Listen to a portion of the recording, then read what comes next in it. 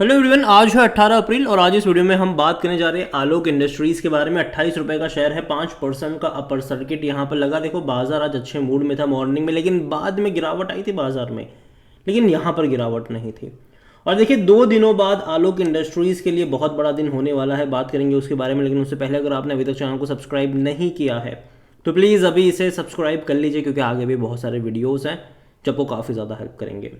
तो share price 28 रुपए का है, 5% की तेजी, अपर सर्किट लगा आज यहाँ पर। एक महीने का ग्राफ देखो तो काफ़ी इंटरेस्टिंग है। देखो तेजी आई थी, और जब तेजी आती है तो ऐसा ही होता है। यहाँ पर एक तरफा तेजी आती है, फिर एक तरफा गिरावट भी आती है, फिर तेजी आती है। और यहाँ पर एटलीस्ट 30 रुपए का जो लेवल है वो काफ़ी इंपॉर्टेंट होने वाला है। इसके लिए एक रेजिस्टेंस वहाँ पर ज़रूर है, एक इनिशियल कह लो कि वहाँ पर देखने को मिल ज़रूर रहा है।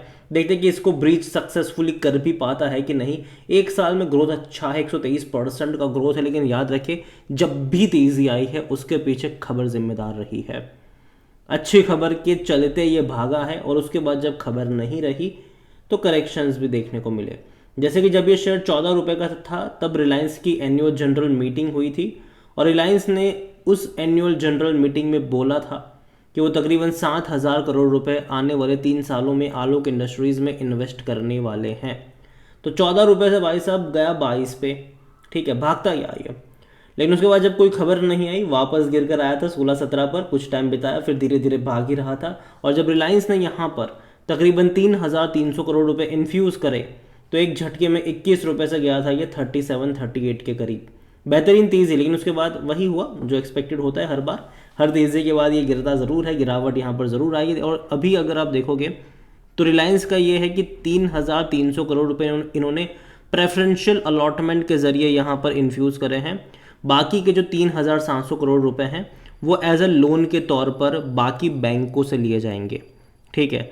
और उसका इस्तेमाल होगा जो इनके हाई डेट है, हाई इंटरेस्ट डेट है, उसको चुकाने में और एक्सपांशन के लिए होने वाला है। और वाकई में अगर कंपनी अपने उस हाई इंटरेस्ट डेट को चुकाती है, उसके सामने बैंकों से लोअर इंटरेस्ट पर डेट लेती है, तो कहीं ना कहीं उनके लिए एक बेनिफिट ही होगा। और दूसरी बात, जो पैसा रिलायंस से आया है उसका इस्तेमाल भी वो अच्छे से कर पाएंगे। और उसका नतीजा जो ये है कि शायद हो सकता है कि आने वाले क्वार्टरली नंबर्स जो इनके आए उसमें शायद आपको देखने को मिले। यहाँ पर अगर आप इनके बात करेंगे वॉल्यूम्स को लेकर तो तकरीबन 44 लाख से भी ज़्यादा के वॉल्यूम्स ट्रेड होते नज़र आए। इतना ही नहीं, कंपनी को लेकर अगर हम देखने की कोशिश करें तो according to Moneycontrol user 100% लोग कह रहे हैं खरीदारी करो। जैसे कि वीडियो की शुरुआत में जब मैंने कहा 2 दिनों बाद बड़ा धमाका है, तो 20 अप्रैल को इनके नतीजे आने वाले हैं। और देखिए क्यों इंपॉर्टेंट है ये रिजल्ट्स, कि पिछले कुछ क्वार्टरों से कंपनी जो है इनके रेवेन्यू में लगातार गिरावट आ रही है, और प्रॉफिट तो है ही नहीं, नुकसानी में चल रही है ये कंपनी। अगर आप वैल्यूएशन की तरफ जाओगे तो भैया आपको स्ट्रेट अवे नेगेटिव में देखने को मिल जाएगा पी, क्योंकि जाहिर सी बात है कंपनी प्रॉफिट नहीं कर रही है, कुछ नहीं कर रही है प्रॉफिट के नाम पर। अगर आप यहाँ पर फाइनेंशियल्स नंबर अगर आप देखोगे तो सबसे बुरी चीज़ इनके रेवेन्यू में है। आप देखिए इनका जो रेवेन्यू दिसंबर 2021 में 2,140 करोड़ का था, मार्च में गिरकर 2,000 करोड़ हुआ, फिर 1,990 करोड़ हुआ, फिर 1,730 करोड़ हुआ, फिर 1,721 करोड़ हुआ, फिर 1,570, 1,415, 1,380 और लास्ट क्वार्टर में 1,250 करोड़। तो एट लीस्ट ये जो लगातार रेवेन्यू में गिरावट है भाई साहब, ये रुकनी चाहिए, और रेवेन्यू में एक अच्छी तेज़ी मतलब देखने को मिलनी चाहिए। और शायद हो सकता है कि ऐसा देखने को मिले, ठीक है, शायद हो सकता है ये।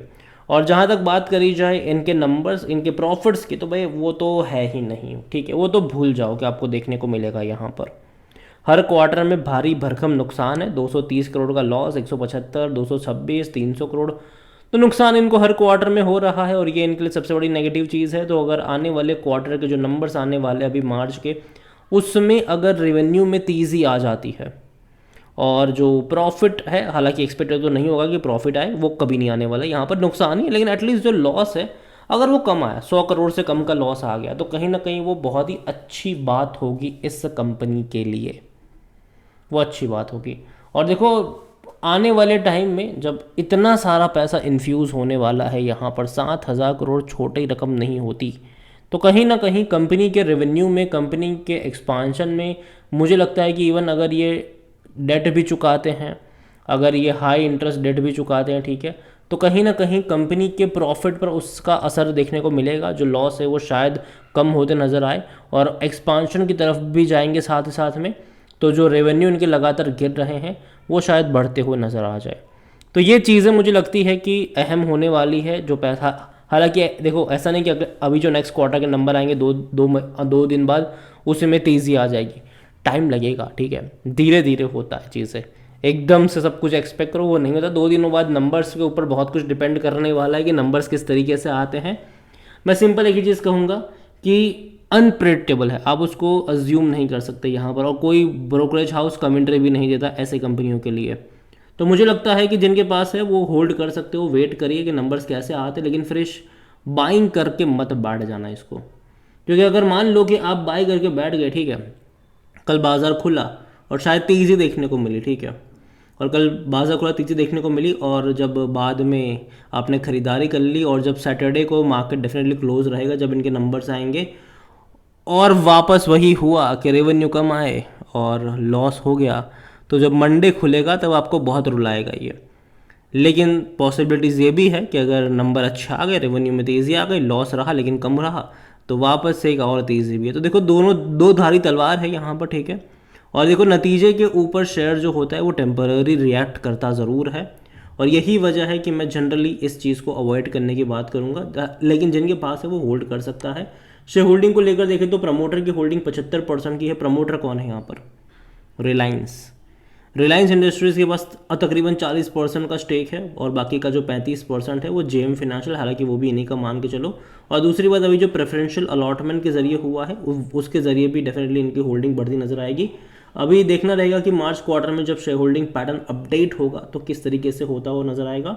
0.05% म्यूचुअल फंड के पास है, 0.32% डोमेस्टिक के पास है, और एफआईएल्स यहाँ पर 2.24% का स्टेक लेकर बैठे हैं, और अदर और रिटेल्स के मिलाकर 22.39% की होल्डिंग है, जिनमें से रिटेल इन्वेस्टर 16.49% पर है और अदर पार्टीज 5.90% का स्टेक लेकर यहाँ पर बैठे हुए हैं।